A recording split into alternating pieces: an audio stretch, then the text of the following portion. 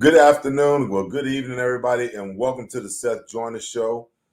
Lot to get to today. I know, and I haven't been in Philadelphia since the game ended, but I know that Philadelphia talk radio, the media, the fans, everybody, it is mayhem right now, or mania, I should say. Minshew mania. Is that what everybody's saying? I'm already looking at some of my comments over here on the left, and everybody's talking about Minshew time. What an awesome game, by the Philadelphia Eagles offense last week. Good to see the offense work efficiently. Most importantly, I should say, I hope that, there was an opportunity last week for Jalen Hurts to sit back and actually watch this game and learn some things. Sometimes I believe that young players, even older players at times, need to take a step backwards in order to take a step forward. Gardner Minshew, didn't do a whole lot, in my opinion. I think he operated the offense the way the offense is intended to be operated. I think that he made up his mind going into this game.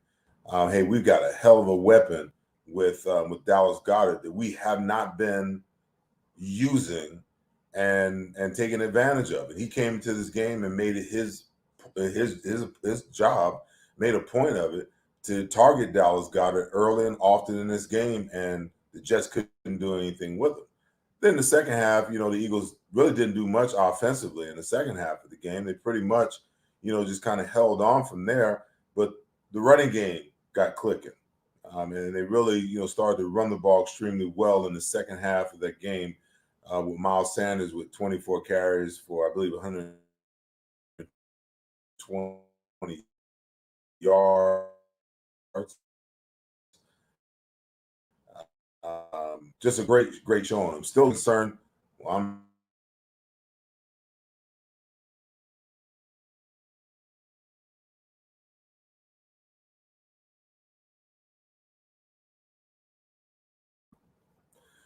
Sorry about that. I'm a lot concerned with the defensive side of the ball.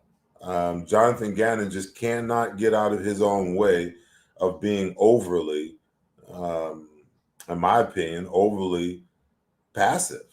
You had a young quarterback, rookie quarterback, who has been horrible all season long. You had an opportunity to give that guy no hope, no belief that this team could be competitive at all. And he came to this game and we played zone 95% of the time. I think the first blitz was in the second half. I don't get it. I don't understand it. I don't understand how Coach Sirianni, actually deals with it because, the Eagles had played against a more veteran quarterback and a better football team, they probably lose that game. I don't care how good Dallas Goedert and how good Gardner Minshew played, how well the offensive line played. If they would have had some weapons, if they would have had some guys who really understood how to operate the offense, it's likely that the Eagles might not have won this game. To help me break it all down, and there's a lot to get to, a whole lot of procrastination will go on, I'm sure, with a bye in 2 weeks to talk about it. My ex-teammate, Fox NFL analyst, when Garry Cobb, I shouldn't even call him my teammate. He was more of a mentor, if I really want to be honest about it, than anything else. But he was, one of my ex-teammates. G-Man, how you doing, my brother? Doing great, Seth. I'll be checking you out. I'm checking you out.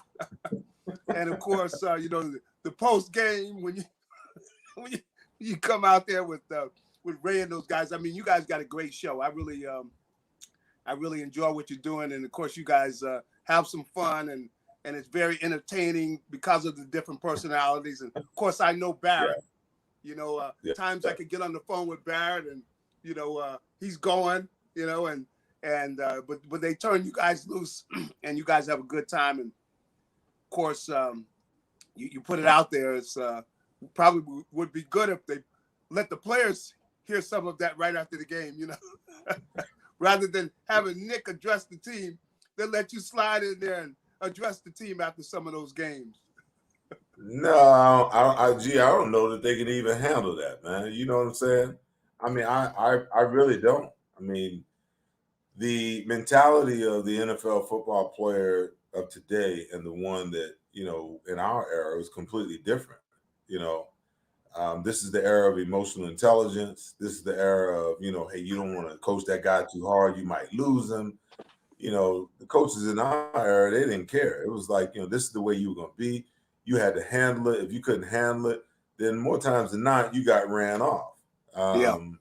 I just, it's hard for me to fathom, you know, when you hear coaches talk about, you know, not coaching guys too hard or organizations talking about it.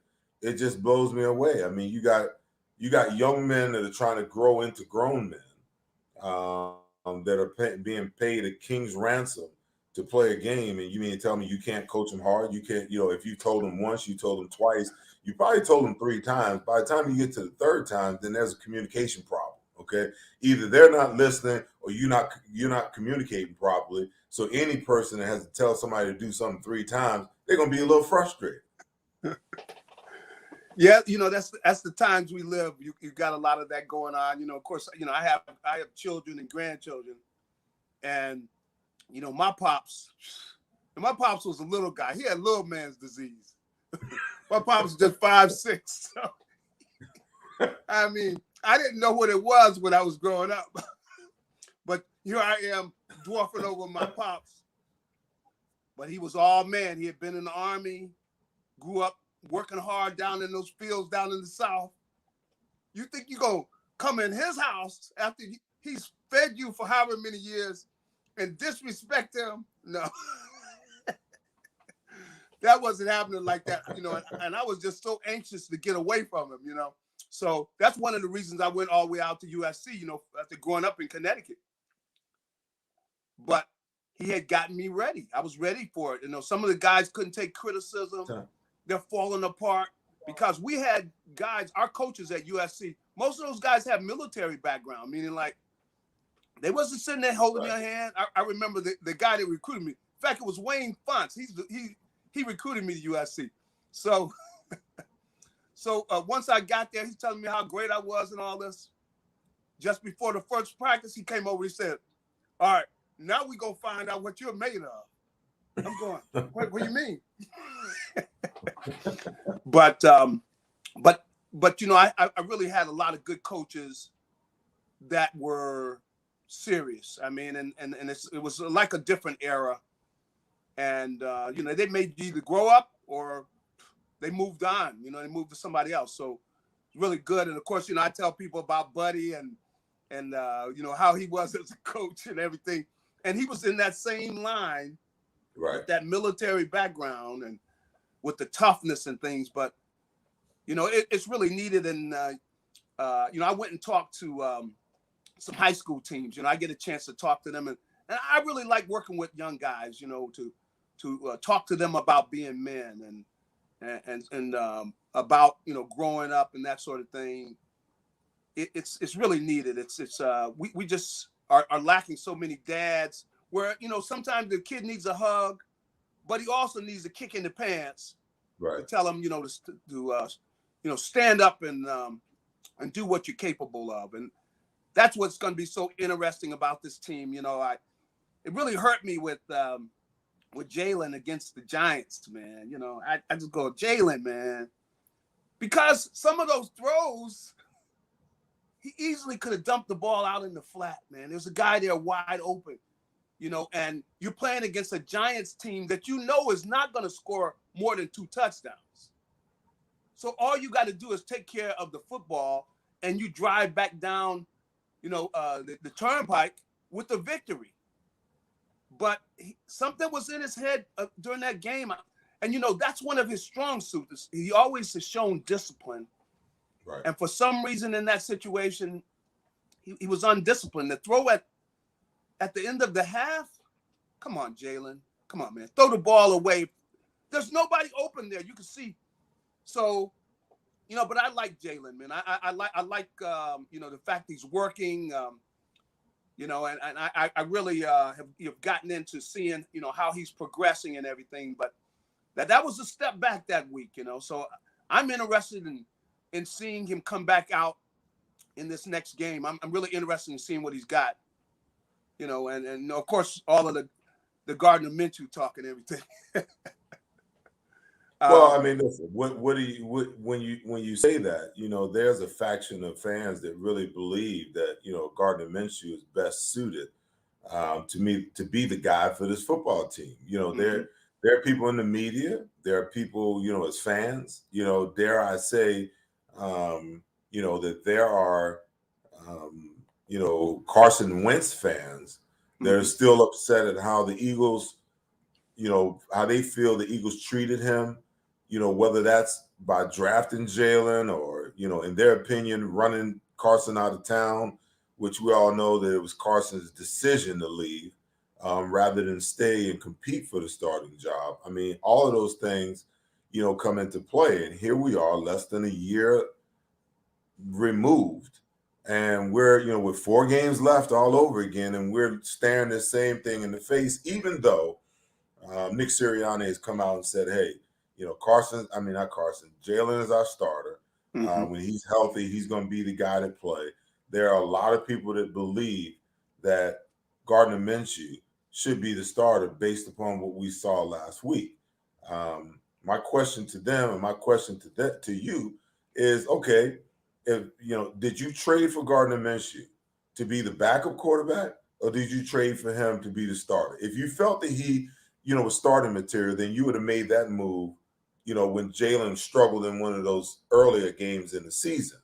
But if your ideal situation is to audition and get a good look at Jalen Hurts as you're trying to figure out whether he could be the guy, or whether you got to go out and draft a guy next year, or whether you got to go out, and trade for a guy next year, then there's no way in the world when this guy is healthy that you don't push him right back out there on the field. It just makes no sense to me. I mean, I agree with you. I think that this is really about the organization, and they should have made a decision at the beginning of the year that, look, we are going to find out about Jalen Hurts, and we're going to give him this year. And especially unless he had just fallen apart earlier in the year and you see that the kid can't even play on the NFL level or something. But clearly that hasn't happened. And he's shown you, leadership qualities. He's got that. Of course, he utilizes his legs. He's got to step up, the way he operates the passing game. And he has had good games. And then finally, they're running an offense the way you should run it, which is if you have a dominant offensive line like they have, and they've got tremendous potential. And before the season, I was kind of excited by their offensive line, but of course, that's what, Brandon Brooks there at right guard. You got Lane at right tackle, and Sayumalu at the left guard position.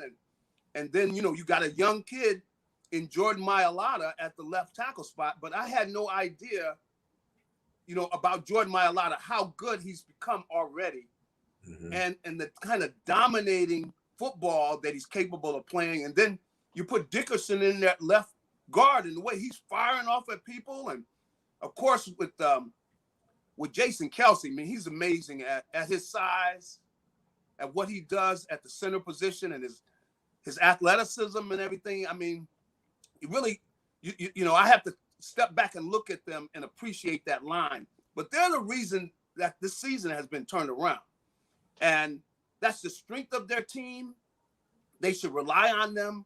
They should not get away from the running game, because then you're seeing with Goddard, man, I didn't realize Goddard was as good of an athlete as he is, because I see him going in there blocking defensive ends, blocking defensive tackles. And then the way he's able to run with the ball after he catches it. I mean, you know, Zach Ertz was a good tight end, but after he caught the ball, you knew he wasn't going anywhere. But with Goddard, when he catches the ball, then a lot of times things just getting started. Right. And so you got a guy who's capable of really being a great tight end with the ability that he has. So you got to run the ball. You got to run the ball. And then you let Jalen grow. And right now he can live off of with the play action pass, because really after looking at that game, some of those passes that Gardner Minshew threw, I felt like getting my gun and shooting. It was like a duck. Man, that was, you see how the thing was you're just throwing it up there. It's just hanging up there in the air, especially the second throw, where Goddard had to wait for the ball. And really the first one was very similar. You can see he does not really have, his arm is not big time arm. So, but I will say this though, he knows where he's going with the ball. He does know the game. He understands football. And this was, I think, a good example for Jalen to know, look, come in there. And, the thing about it is I see Tom Brady throw the ball, take the check down. I mean, this guy's the greatest ever played the game. And he has no problem. He does not apologize for taking that check down. He doesn't come out and go, wait a minute. I apologize for taking this check down. When against the Giants, I look back and I look at Jalen. He have two guys wide open for 10 yards in the flat, but he's forcing the ball into the teeth of the defense. And that's where I said, man, Jalen, man, come on now. We don't want to go backwards. We want to keep going forward. He's been making a lot of progress as a quarterback.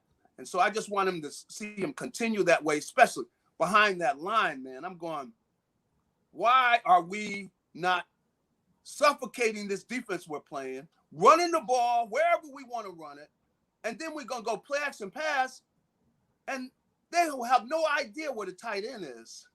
Right. They have no idea, and then they can't tackle him because those guys didn't really want Goddard after he caught the ball. Like on that first touchdown. Come on, man. Just run in there, just got to flop down.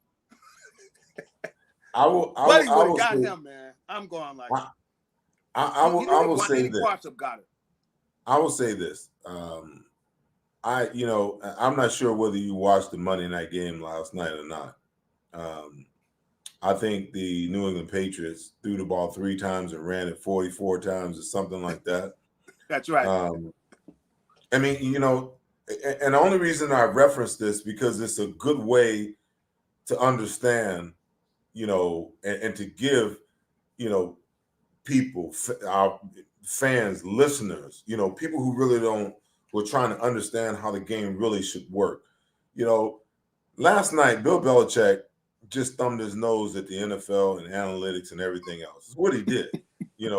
That's exactly what he did. Yeah. Because the sentiment is you throw it often, you throw it early. That gives you an opportunity to get a lead, and then you run the ball later to run the clock out, and that's how you balance up your offense. Well, Bill Belichick, I give him a lot of credit for how him and Josh McDaniels have handled Mac Jones, and it's something there to be learned for Nick Sirianni when you really stop and think about it. Because I posted this today. Consider this.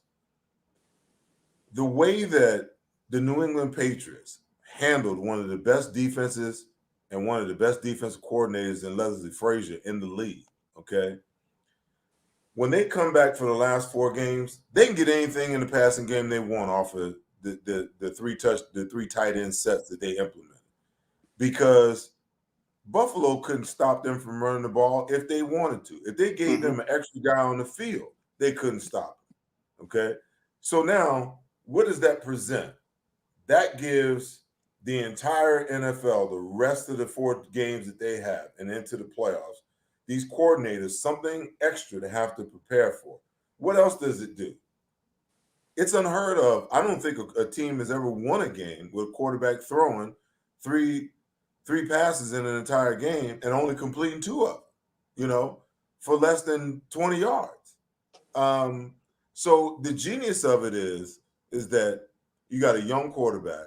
It gives you an opportunity to establish the running game, to set him up for what he does best is play action pass down the road. You're going to need that.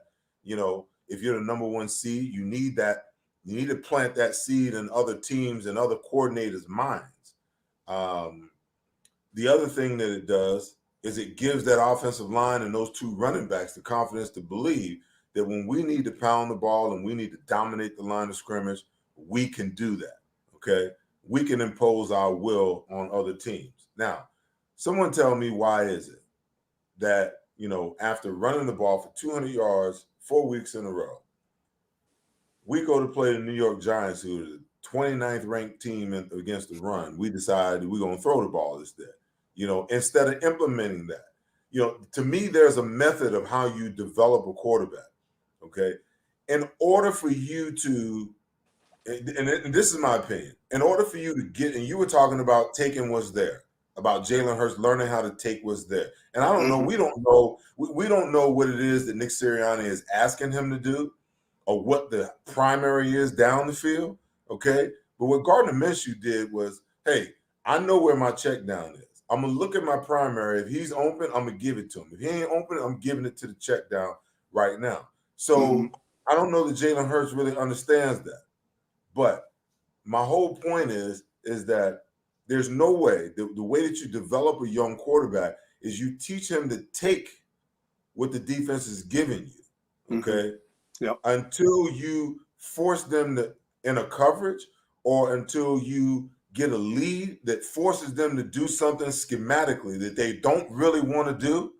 Now you can take what you really want. That's the down the field throws, okay? Yep. But I see all of these teams today, all they want to do, we want to hit the big shot down the field. We want the big shot down the field. I think that's what really hurt Patrick Mahomes earlier in the year. Teams decided we're going to play two high safeties. We don't let you hit all that stuff down the field. He kept forcing it, and now what are you starting to see? You're starting to see him developing. This is where he's going to get really, really dangerous. You see him getting to the point now where he's taking the underneath stuff and sustaining drive. Now when they get the lead and you start biting up, now we go over your head. But I said all of that, to say that as far as Jalen Hurts is concerned, they have, for the first 7 games, they tried to develop him backwards. Throw, run later. Yeah. When they realized that wasn't the way to do it for any young quarterback, they went and they started running, and just, slowly but surely started giving him a little more. And then last week against the Giants, they reverted back to what they had been doing weeks 1 through 7, and it bit them in the behind with three turnovers. I just think that there's a method and there's a way. And you look at the greats who've done it before. You look at how a guy like Bill Belichick is doing it.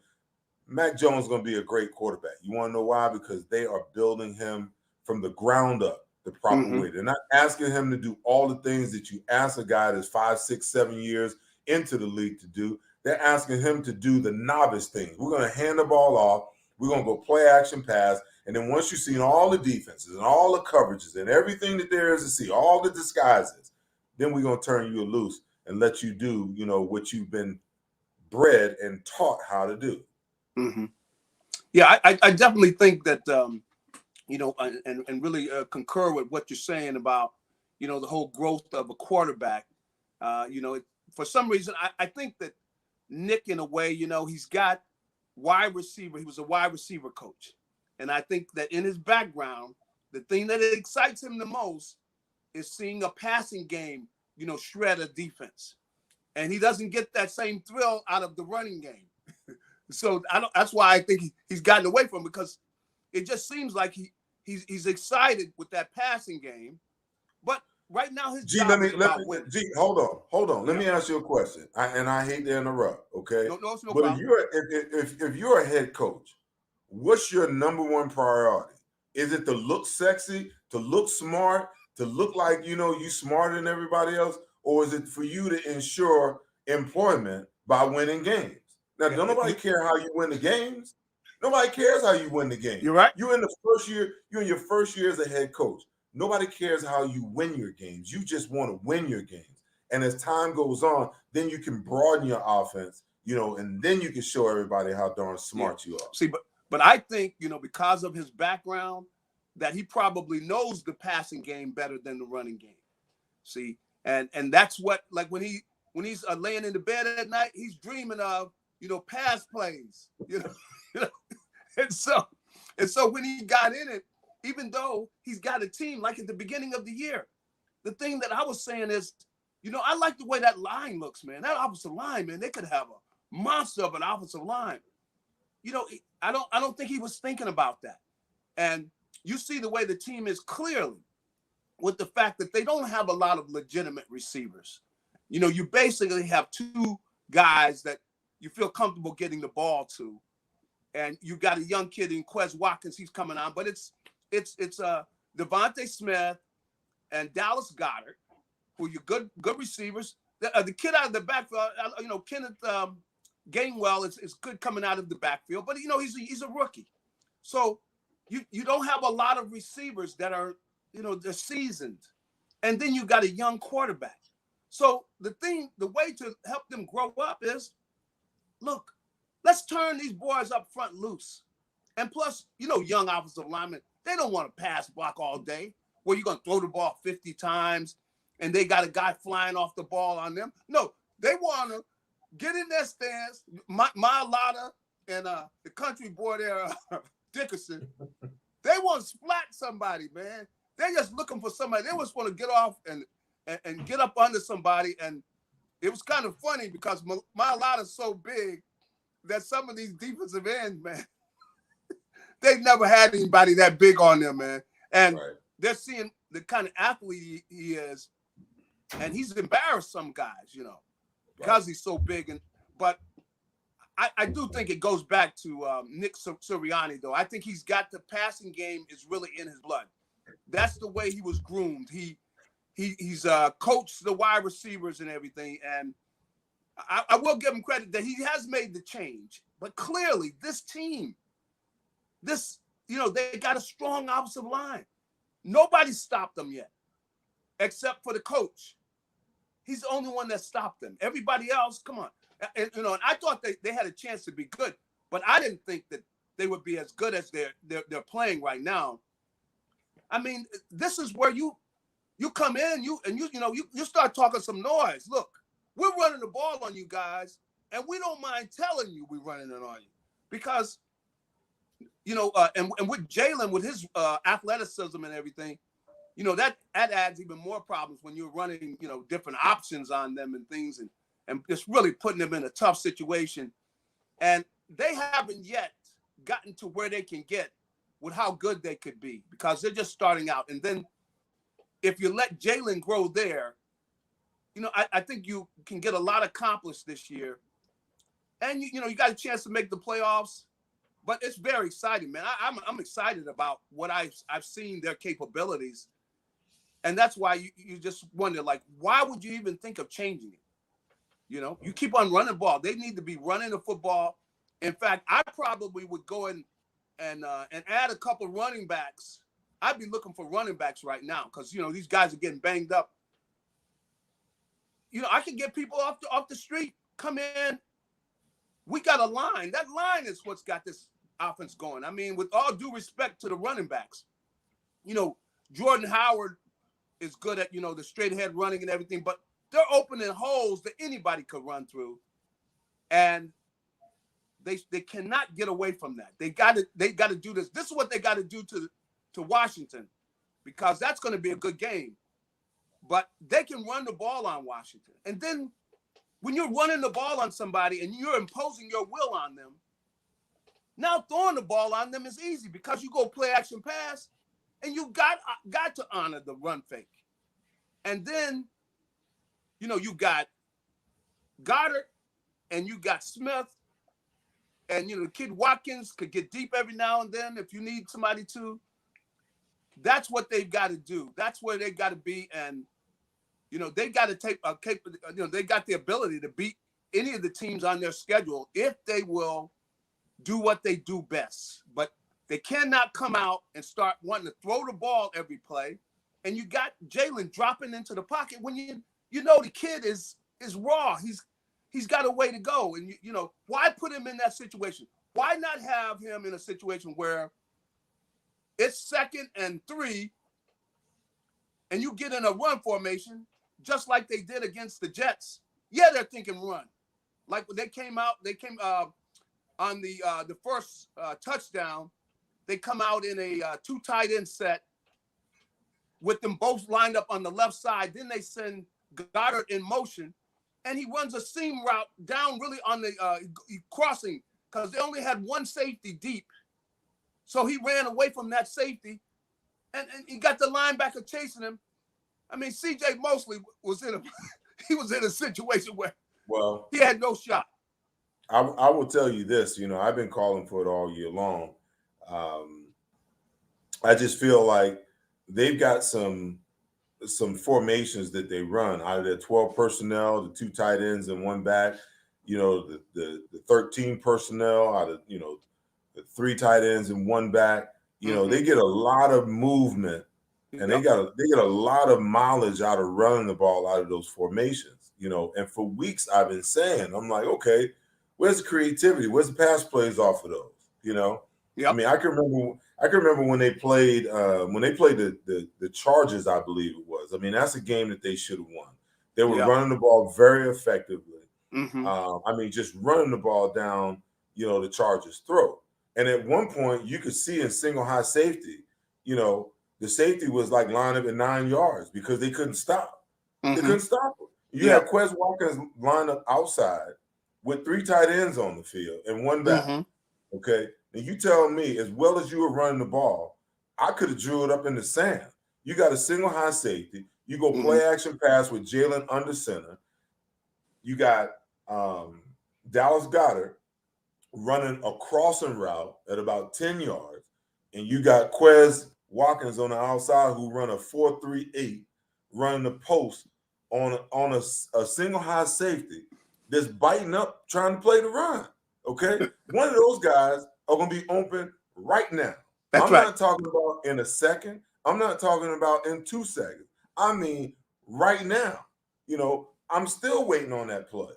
I'm still waiting on a play where you got Dallas Goedert in that same formation, and instead of taking him across, you run him like you run him across on a boot and run him on a 7 back the other way, and still bring Quez on a post route. Now that safety's in the bind, even if he stays back there. Okay, which one do I take? Dallas Goedert with a guy on his hip running to the sideline on a 7 route, or Quez Watkins screaming down the middle of the field on a post route? I mean, it blows my mind because, you know, when I look at it, I'm like, if I can conjure up these plays based upon what I see them run, how in the heck do you got a whole staff of offensive coaches that don't see that? And to your point, I hear you, you know, you said that maybe the running game isn't Nick Sirianni's deal, but guess who he got over there, who's his running game coordinator, you know, Jeff Stoutland. Jeff Stoutland knows what the heck he's doing. So, I mean, when they get away from running the ball, unless Nick has just told him, hey, I don't want your opinion, you know, if I'm the running game coordinator and the head offensive line coach, hey, coach, we're a little out of balance here, man. Let's, you know, we can get back to the run, but let's go ahead, you know, and pound the ball a little bit. Let's set the stage, you know, so that we can get what we want by, you know, by imposing our will on them, man. But I don't see the creativity on either side of the ball. And I got, you know, one listener just said, hey, what about the defense? We're about to get to the defense in a minute. I realize I need a good 30 minutes just to go in on Jonathan Gannon after what we just watched last week. But, you know, just your thoughts, man, because, you know, the other thing is I saw Gardner Minshew under center quite a bit last week. You know, I mean, Jalen Hurts, for the most part, has been in shotgun almost 95% of the plays. That needs to change. Yeah, I think it does. And I think probably Jalen told them that, you know, he ran a lot of the RPOs in college. And, you know, they got like he's still in college. Look, he ran those in college. You could do some of that, but you need to get where you put him on the center. And, you know, you can keep it simple too, because when you can run the ball effectively against a defense,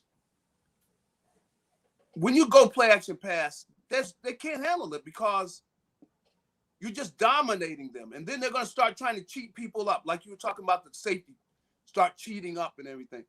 You know, you really can just, you know, dominate a team. And they've gotten to the point where people have not been able to stop their running game. They just haven't been.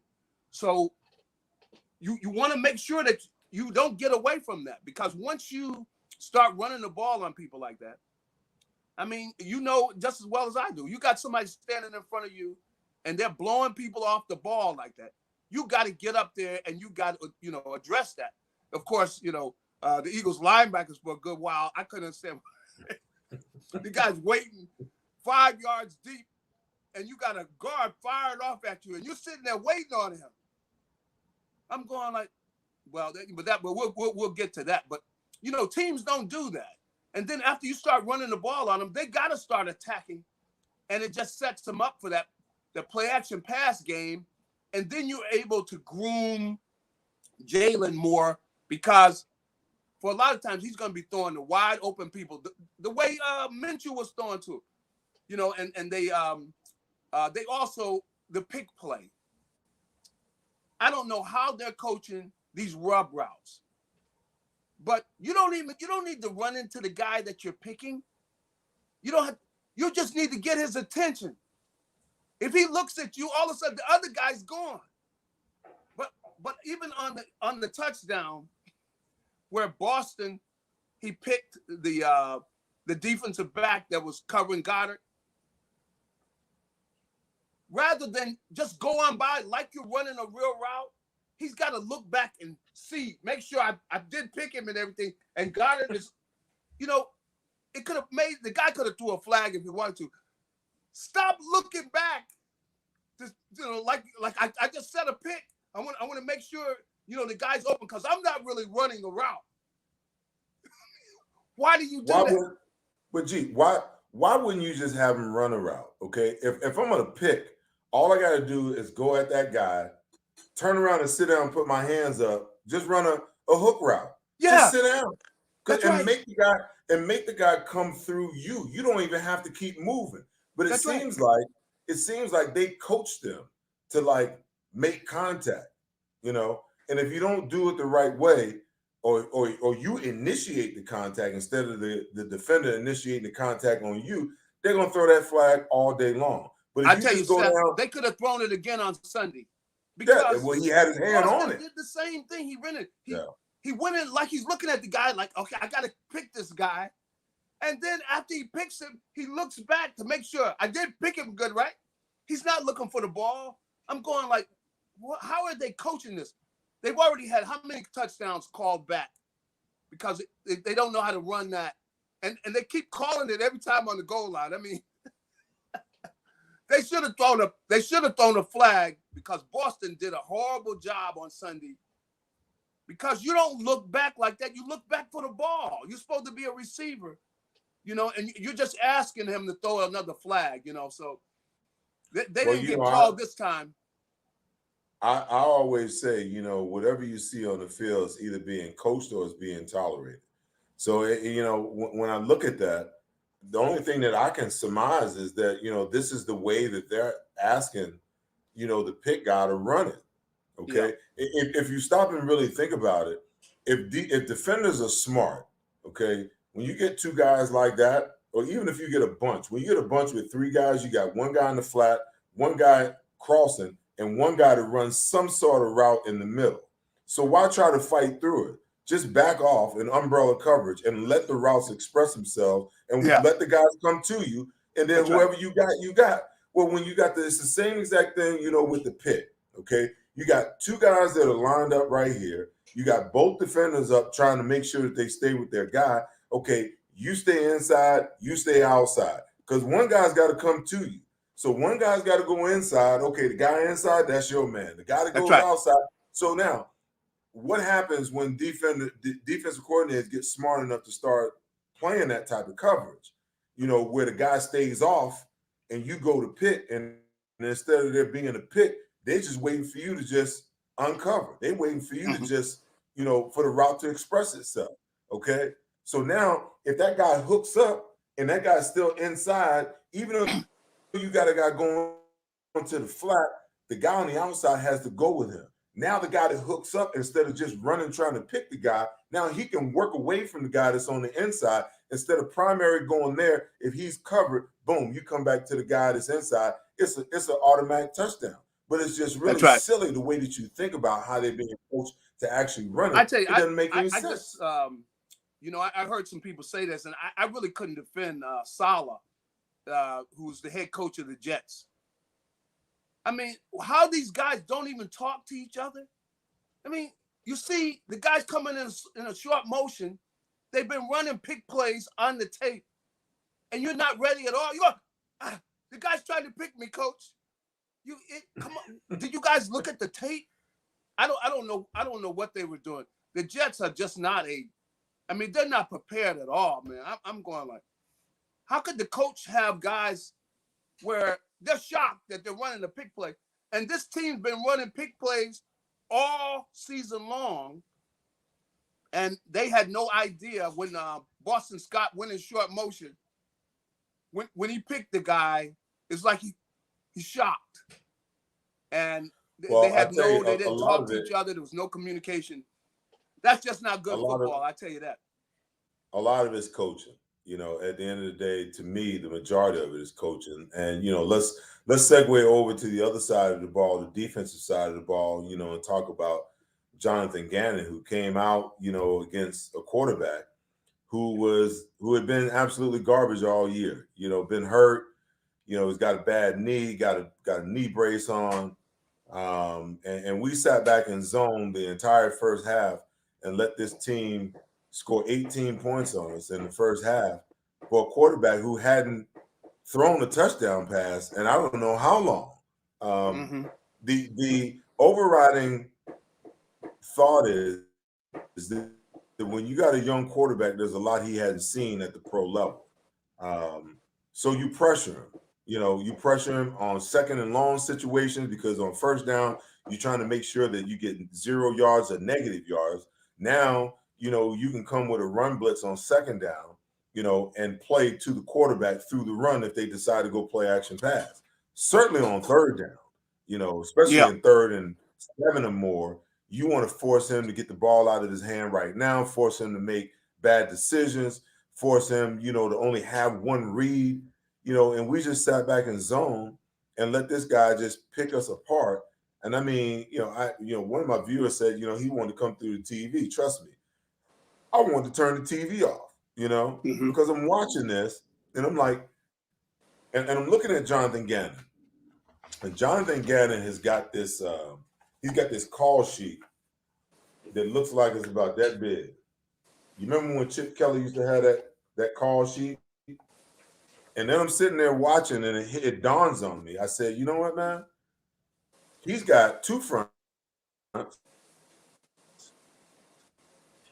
3 fronts. I'll give him the 30 front, because, every once in a while when it's 30 really long, they line up and just rush 3.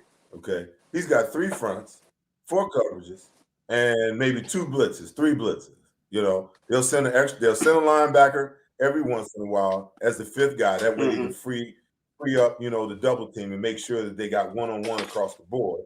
And if they go 2 by 2 where they detach either the tight end or whether it's, 4 wides, they'll run a double slot blitz off the delay and run zone behind it, so they don't get the DBs caught up in man-to-man coverage.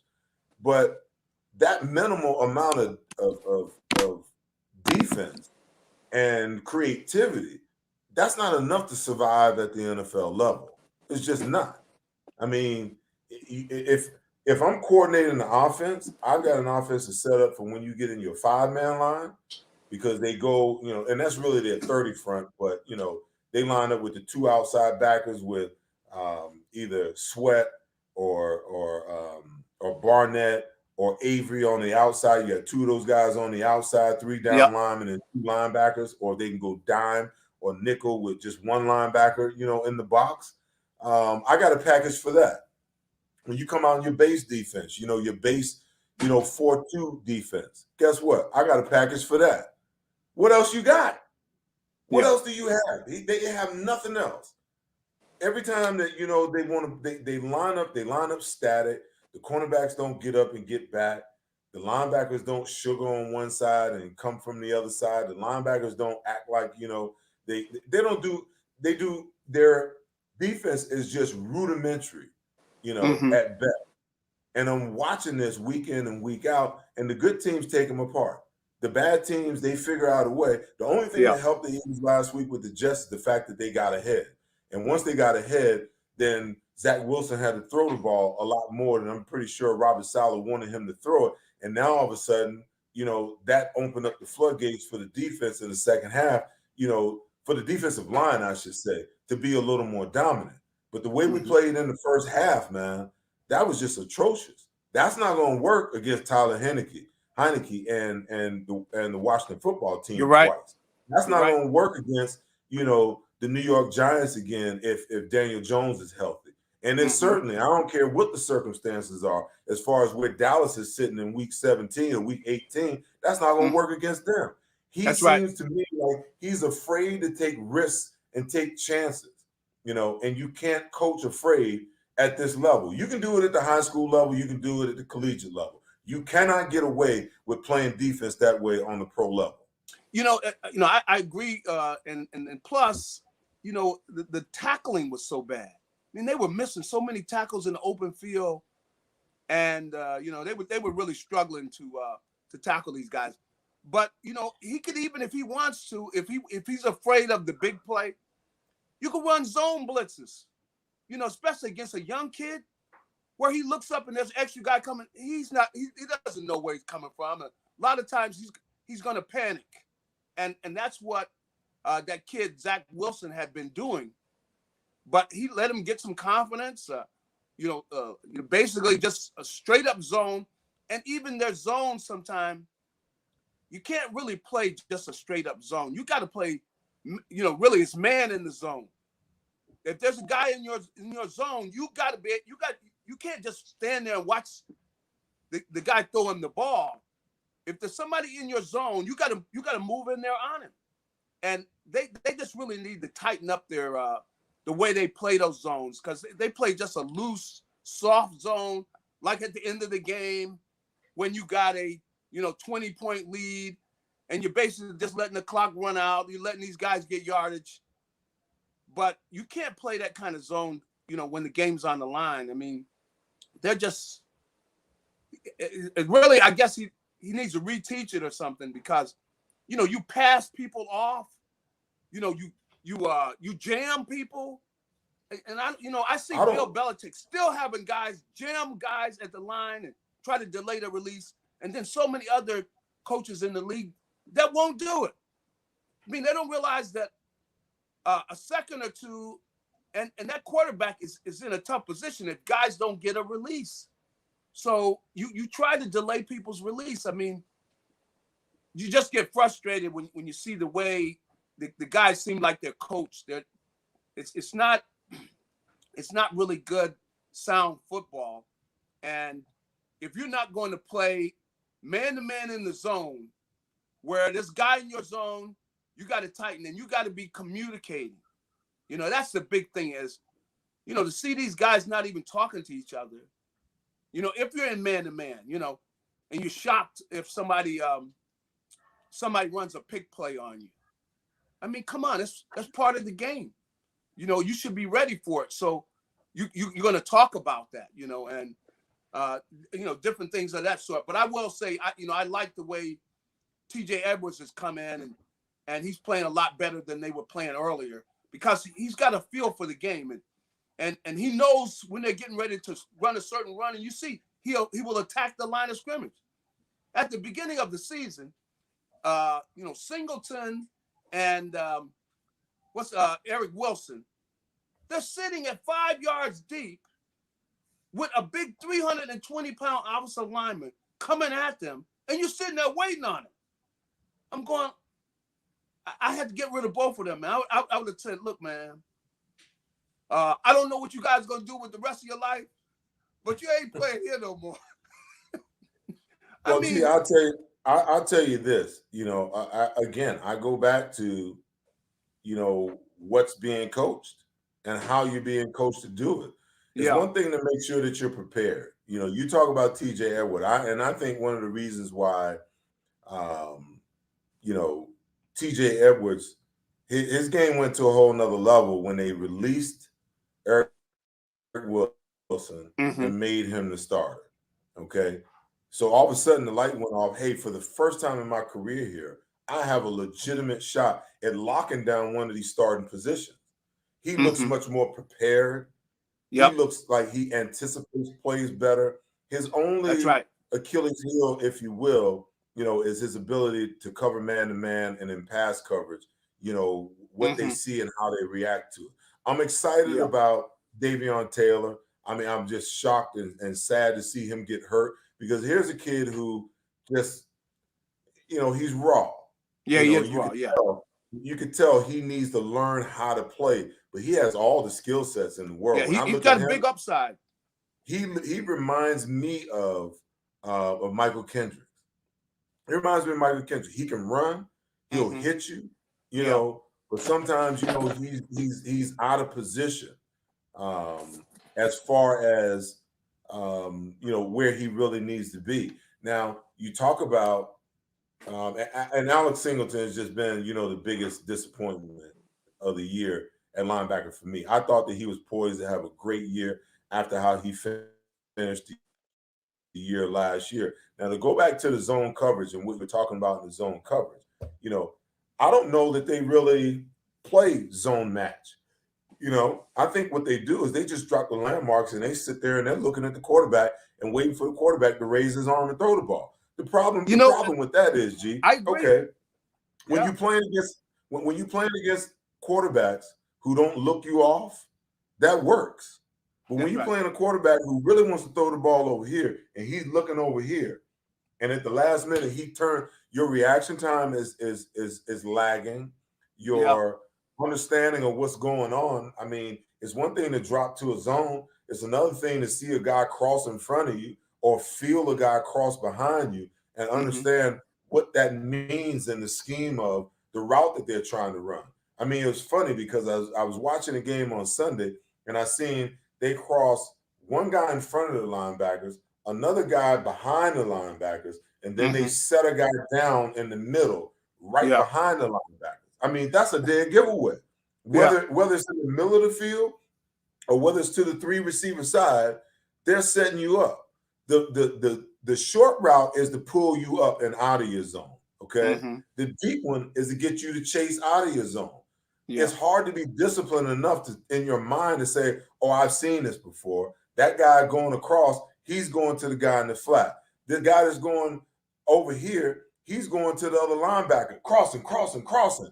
All I got to do is get low and settle, and the quarterback gonna throw it right to me. Mm-hmm. I'm not gonna vacate the zone, Yeah. But these are the types of things that these are coaching points, man. That's right. When I see a player make these mistakes and they consistently make them over and over and over and over and over again, that's not the player to me. The coaches are responsible for giving you a system that you can run, explaining how that system works, and then teaching you, okay, on a weekly basis, what are they going over in the meetings? That's right. Okay. When I see a formation and I look at the down and distance and I know that it's a passing situation, my mind should be looking back on all of that film that I studied.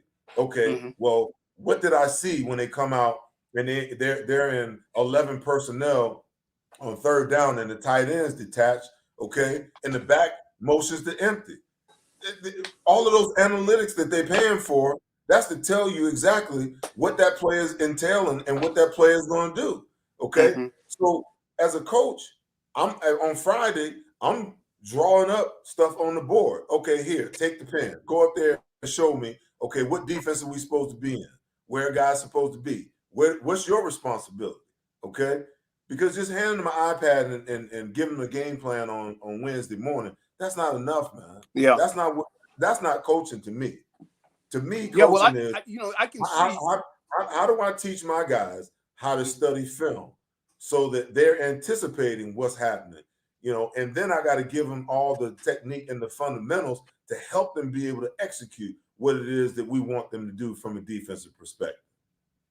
Yeah, well, that's what you want is you want guys that really understand what they're doing, and they have a feel for the coverage for why they're doing what they're doing, and with the amount of money these guys are making, man, they could say, what time you want me to be up there? Hey, look, I tell you what, I'll just live up there. but that a lot of that has to do with the kind of attitude you have on a team, and it's going to be interesting to see how these guys grow. Do they have players that grow and they get better? And it's kind of been frustrating at the beginning of the season. I like some of the things I see at times, but then you just don't really know with Jonathan Gannon. He starts getting back into that passive mindset where he's just kind of sitting, and you don't want to go after anybody. And as I said, if he doesn't want to give up a deep play, he's afraid of that. You can run a zone blitz. You're still going to make that quarterback make a decision and get that ball out of his hands. And you got, the safeties deep if you want, or whatever, you can give people different looks. You don't have to go man to man all the time on your blitzes. So if he wants to do that, but you don't want to let a kid like the kid Zach Wilson come out and get his confidence, and you're just letting him run the ball up and down the field, move the ball up and down the field against you. There's no excuse for that when that kid is just raw and he's not sure what he's doing, and he's shaky back in the pocket. He comes up to under center or whatever he's calling the snap, and he's not sure about what he's doing. You shouldn't let him gain his confidence. That's not the way you want to play the game. You want to jump on that kid right from the start. He hadn't thrown a touchdown, I think, in the first half the entire year, and he threw 2 touchdowns against the Eagles. That's not good. Come on. You can't do that. And here he is coming back off an injury. He's shaky. If you get to him early, he's done. So why let him gain his confidence? I don't know that, when I watch this defense, and I've been waiting and looking and watching for some type of creativity, I'm just not so sure. And like I said, I talk about that little half page, not even a full page like this, not a full page, but a half page call sheet for a defensive coordinator in the NFL. I'm like, are you kidding me? Yeah. One-sided? So the creativity ain't even there. Listen, the only time that they run a zone blitz is when they're in 5-man. When they down 5-man down, one of those defensive ends are going to drop, and they're going to come from the other side. Okay. Mm-hmm. I ain't even going to say it. Anybody can see that coming. That's his explanation for that. I want the guys to play fast. So come on, you can't put in more defenses than that. And the guys can't play fast. I mean, are your players that stupid? Come on. Hey, listen, man. So I can go on and on and on, man. We rolling down. We counting down the last couple of minutes. So, what's the thing you want to see most coming out of the bye on both sides of the ball, G? Well, I think offensively, I just want to see Jalen just take care of the ball. That's all. That's the thing you got to do is just take care of the ball. You don't have to force anything. You got that running game there. Let's run the football on people.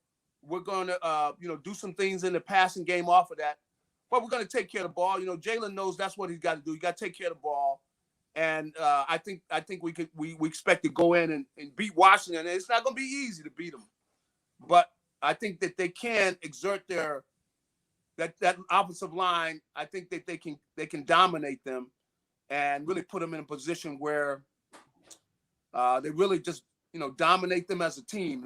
That would be such a shot of confidence to the Eagles to be able to do that against a good team like Washington and to get after them. But it's not going to be easy because Washington plays hard. Their defense is starting to come on, and Heineke, most of the time he takes care of the ball.